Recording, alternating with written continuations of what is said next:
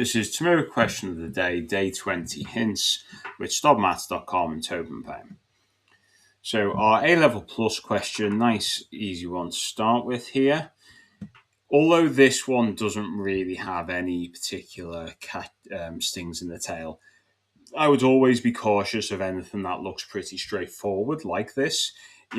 There's always a chance there's something about the domain, the values of x, just something that might catch you out. So just be super careful with any of these. This one shouldn't be a problem now.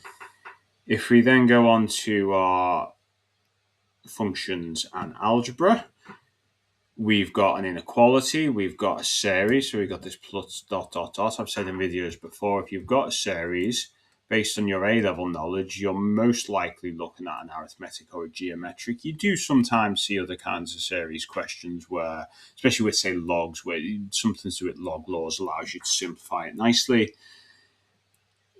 Now, you're saying, and I think sometimes students find it hard to comprehend what this inequality even means. It's saying that the smallest the left-hand side can be is greater than k. So k is our critical value, if you will. It's not a strict inequality.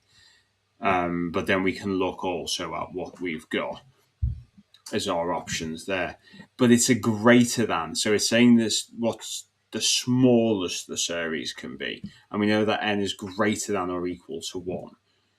So what's interesting about that? How can we think to minimize that left-hand side?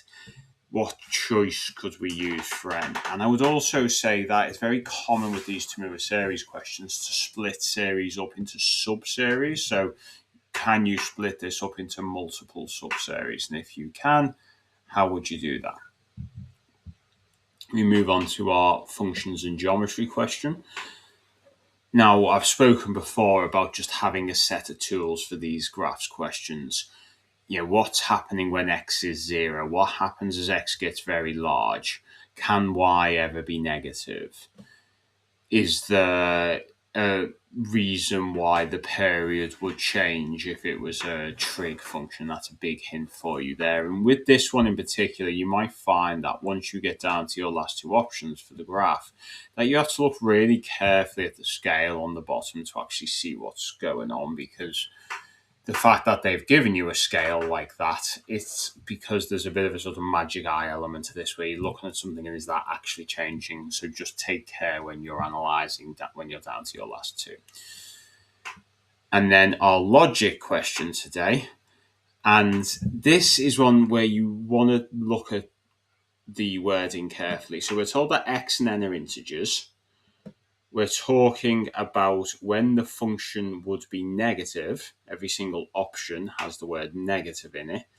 Well, what is the function? The function is a product. Why would a product be negative? Which of the factors, if we say each one of these is a factor, how would each factor potentially be negative? Are there any of those factors that can never be negative?